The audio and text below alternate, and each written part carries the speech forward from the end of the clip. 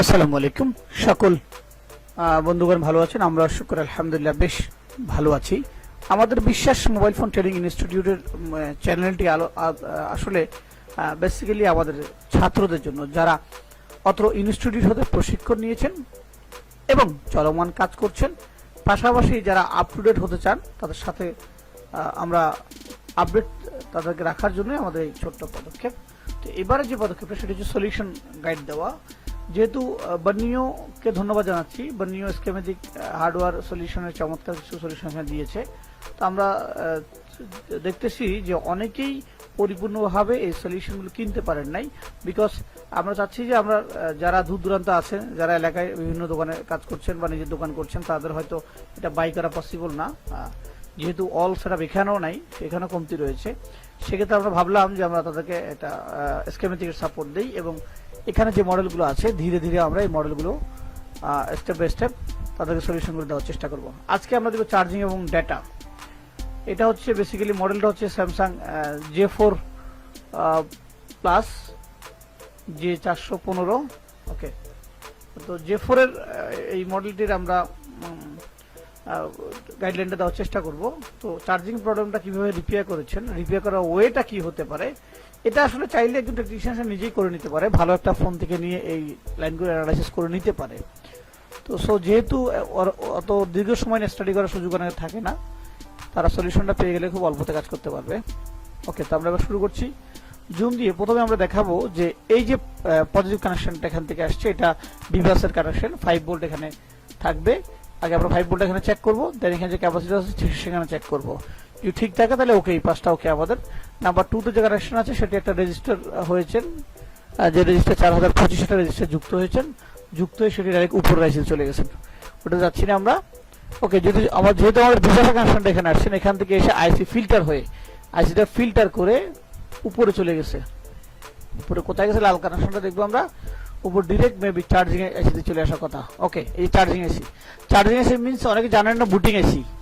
যদি charging AC পাশে এরকম বড় কয়েল থাকে এবং ডায়োড থাকে এবং এটা এই ধরনের এখানে একটা ফিউজ থাকে, ডায়োডের থাকে, ক্যাপাসিটর থাকে, মানে এ দেখতে এরকম আলামত থাকলে অবশ্যই মনে রাখবেন যে এটা চার্জিং প্লাস বুটিং সেকশন। এটার আইসি যদি না বসে, শর্ট হয়ে যায়, ড্যামেজ হয়ে যায়, সেক্ষেত্রে কিন্তু ফোনটা পাওয়ার আসবে না। সো 1 নম্বর লাইনটা এখানে রেজিস্টার যুক্ত হয়ে ঢুকেছে আইসিতে। ওকে, এরপরে আমরা যদি সেখানে আমরা পরের কানেকশনটা দেখি, ডেটা কানেকশনটা দেখি।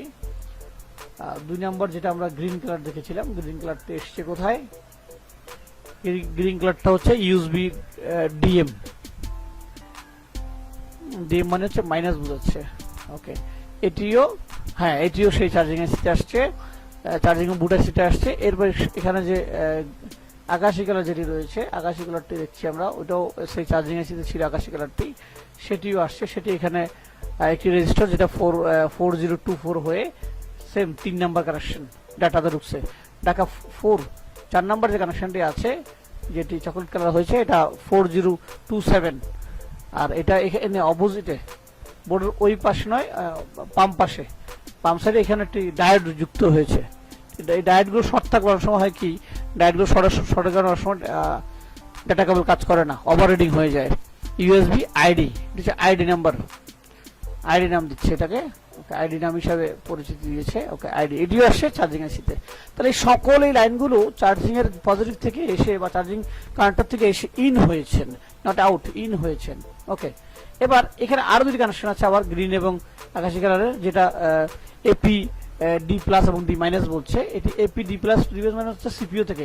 সিপিইউ তে যে কানেকশনগুলো আসে বেসিক্যালি অনেক সময় লাইনগুলোকে এপি নাম ইউজ করা হয়, ডি এন দিয়ে নেগেটিভ, পি দিয়ে পজিটিভ, দুটি কানেকশন এখানে সিপিইউ তে আসছে। তো সেখানে ফিল্টারে সিপিইউ তে আসছে। ওকে, এবার অপোজিটে যে কানেকশনটা ভোল্টেজে আসছে, এটি মূলত এই কয়েলে সংযুক্ত হয়েছে, ডায়োডে সংযুক্ত হয়েছে, ক্যাপাসিটর সংযুক্ত হয়েছেন এবং দুইটা কানেকশন, একটা এই পাশে কানেকশন, একটা এই পাশে, দুইটা কানেকশন চকলেট কালার যুক্ত হয়েছে।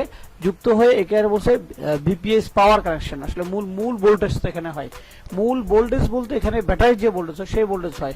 অনেক সময় আইসিটি শর্ট হয়ে যায়, আমরা অনেকগুলো শর্ট রিপেয়ার পেজ আছে, যেগুলো শর্ট হয়ে যায় বা ওভার রিডিং, অটো রিডিং হয়ে যায়, 4-1 এই ধরনের রিডিং হয়ে যায়।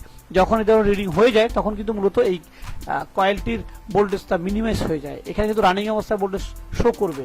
যখনই ব্যাটারি কানেকশন লাগাবেন বা চার্জিং পিনের কেবলটা লাগাবেন, ডাটা কেবল লাগাবেন আর ব্যাটারি কানেক্টর যাই লাগান না কেন এখানে কিন্তু মাস্ট একটা ভোল্টেজ থাকবে। যখনই দেখবেন যে অটো 4 রিডিং আছে বা 1 রিডিং আছে, ভোল্টেজটা মিনিমাইজ হয়ে যাবে এবং চার্জিং চলাকালীন অবস্থায় মাস্ট এখানে ভোল্টেজটা আসতেই হবে। তো এখানে লাল যে রেড কানেকশনটা ছিল ফিউজের সাথে সংযুক্ত, আই হোপ আশা করছি এটা ব্যাটারি কানেকশনে গিয়েছে।